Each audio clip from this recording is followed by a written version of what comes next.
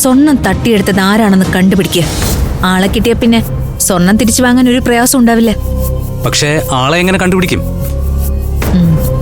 കലയാണ്ടി പറഞ്ഞത് വാസ്തവ. സ്വർണം തട്ടിയെടുത്തത് അഭിമന്യു ആവാനേ സാധ്യതയുള്ളൂ. അല്ലെങ്കിൽ ആ സമയത്ത് അവനവിടെ വരേണ്ട കാര്യമില്ലല്ലോ. അഭിമന്യുവിനെ പൊക്കിക്കൊണ്ടുവന്ന് ചോദിക്കേണ്ട പോലെ ചോദിച്ച അവൻ സത്യം പറയും. അതിനെ പറ്റി ആരെങ്കിലും ഉണ്ടോ സുമേഷിന്റെ കയ്യില്? ആളുണ്ട്. പക്ഷേ അഭിമന്യുവിന്റെ കാര്യം ആയതുകൊണ്ട് ചെറിയൊരു പേടി.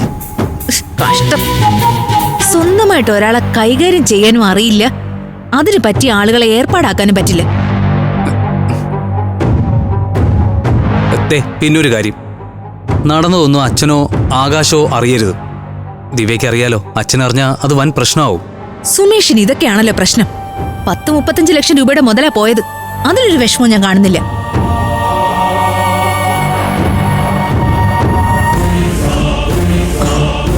മോളെ ദിവ്യേ,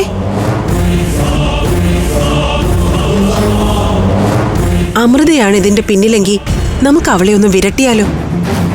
അഖില എന്തായാലും ഇങ്ങോട്ട് വരുമല്ലോ, അന്ന് നമ്മൾ കലി തീർക്കൊന്ന് പറയാം. അപ്പൊ അവള് ചോദിക്കും, സ്വർണ്ണ അമ്മായിയുടെ കൈ തന്നതല്ലേ, അമ്മായിയുടെ കൈ നിന്നല്ലേ പോയതെന്ന്. അപ്പൊ എന്ത് പറയും?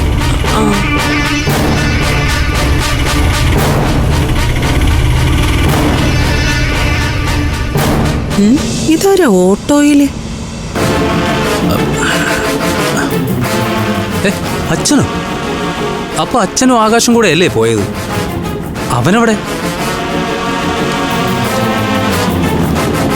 അല്ല, അച്ഛനെന്താ ഓട്ടോയിൽ വന്നത്? ആകാശം അവിടെ? അവനൊരു അത്യാവശ്യം പോയതാ, കുറച്ച് കഴിയുമ്പോ വരും. അല്ല, എന്താ 3 പേരോട് ഇവിടെ ഇറങ്ങി നിൽക്കുന്നത്? ആരെ കാത്തിക്കുന്ന പോലെ ഉണ്ടല്ലോ. ഒന്നുമില്ല അച്ഛാ, അകത്ത് ഭയങ്കര ചൂട്. എന്താടാ, നിന്റെ മുറി AC ഇല്ലേ? അല്ല, അങ്ങനെ എപ്പോഴും AC ഇട്ടാലേ കറണ്ട് ബില്ല് കൂടൂലേ. ഇവിടെ ആവുമ്പോ വലിയ ചൂടില്ല. ചൂട് കൂടാൻ പോന്നേ ഉള്ളൂ. ഞാൻ ഇരിക്കട്ടെ, നല്ല ക്ഷീണം.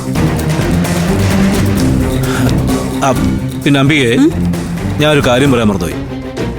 ഒരു ചടങ്ങിൽ പങ്കെടുക്കേണ്ടി വന്നു. എന്ത് ചടങ്ങ്? ഒരു കല്യാണം. കല്യാണോ? ആരുടെ? പയ്യന്റെ പേര് ആകാശ്, പെൺകുട്ടിയുടെ പേര് അഖില.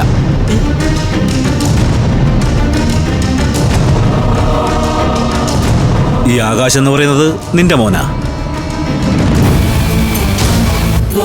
അഖില എന്റെ അനിയത്തിയുടെ മോളും. അച്ഛൻ എന്തൊക്കെയാ ഈ പറയുന്നത്? മനസ്സിലായില്ലേ?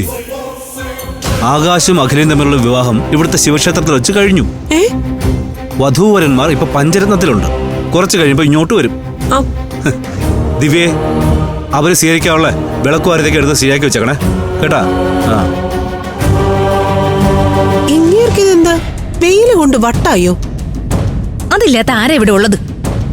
കൈ കിട്ടിയ 60 പവൻ സ്വർണം വെറുതെ കളയുന്നതിന് മട്ടം തന്നെ പറയുന്നേ. അമ്മേ, അച്ഛൻ ആ പറഞ്ഞത് തമാശയല്ല. എന്തോ ഒന്ന് സംഭവിച്ചിട്ടുണ്ട്. രാവിലെ മുതല് അച്ഛനും ആകാശം ഇവിടെ ഇല്ലായിരുന്നു. എന്തോ ഉണ്ടമ്മേ.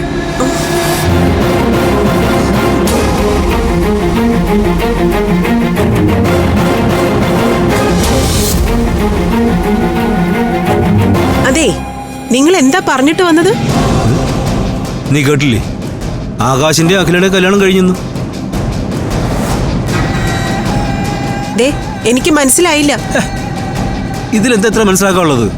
ഇന്ന് രാവിലെ 10:30-നും 11:30-നും ഇടയിൽ നല്ലൊരു മുഹൂർത്തം ഉണ്ടായിരുന്നു. ആ മുഹൂർത്തത്തിൽ തന്നെ അതങ്ങ് നടത്തി. സഹദേവേട്ട, തമാശ പറയേണ്ട കാര്യമല്ല ഇത്. എന്താ ഉണ്ടായെന്ന് പറയേ. ആകാശിന്റെ അഖിലയുടെ കല്യാണം ഉറപ്പിച്ചിട്ടേ ഒരുപാട് നാളായില്ലയോ? നിശ്ചയം മാത്രം നടന്നാൽ പോരല്ലോ, കല്യാണം കൂടി നടക്കണ്ടേ? അത് ഞങ്ങൾ അങ്ങ് നടത്തി.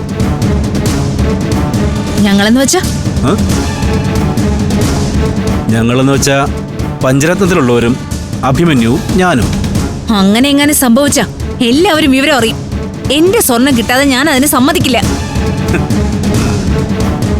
കഴിഞ്ഞുപോയ കല്യാണത്തിന് ഇനി എന്ത് സമ്മതമാണ്? ഞാൻ കിടക്കട്ടെ, ആകാശം എന്നെ വിളിച്ചാൽ മതി. അതെ അമ്മേ, അച്ഛൻ പറഞ്ഞത് സത്യമായിരിക്കും. അതാ ആകാശ് രാവിലെ മുതൽ ഇവിടെ ഇല്ലാത്തത്. അഭിമന്യു അമൃതയെയും ചന്ദ്രൻ അങ്കിളിനെയും വണ്ടിയിൽ കയറ്റിക്കൊണ്ട് പോയിന്നല്ലേ അമ്മ പറഞ്ഞത്? ആ അത് അമ്പലത്തിലേക്കാവും. എന്റെ ഭഗവതി, അങ്ങനെ എന്തെങ്കിലും സംഭവിച്ച ഞാൻ കെട്ടിത്തൂങ്ങി ചാവും. അല്ലെങ്കിൽ ആരെയും വിളിക്കാതെയും പറയാതെയും നടത്താൻ ഇത് ഒളിച്ചോട്ടാണോ? കൊള്ളാം. ഒന്നിനു പുറകെ ഒന്നായിട്ട് അവൾ ജയിച്ചു കയറുക. സ്വർണം നമുക്ക് തന്നെന്ന് വരുത്തി തീർത്തിട്ട് അവൾ അത് തട്ടിയെടുത്തു. ഇപ്പൊ അവളുടെ അനിയത്തിയെ ആകാശിന്റെ തലയിൽ കെട്ടി വയ്ക്കുകയും ചെയ്തു. നല്ല ബെസ്റ്റ് ഫാമിലി. സുമേഷേ, അവൾ ഇങ്ങോട്ട് വന്ന ആ നിമിഷം ഞാൻ ഇവിടുന്ന് ഇറങ്ങും. ഇത്തരം അലവലാതി കുടുംബത്തിൽ കഴിയേണ്ട ഗതികളൊന്നും എനിക്കില്ല.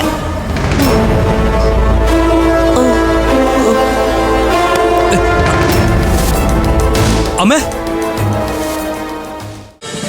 ഫ്ലവേഴ്സ് ഒരുക്കുന്ന കാഴ്ച വസന്തം യൂട്യൂബിൽ പ്രേക്ഷകർക്ക് ലൈവായി കാണാം. ഫ്ലവേഴ്സ് കോമഡിയിൽ ജോയിൻ ചെയ്യൂ, ആസ്വദിക്കൂ.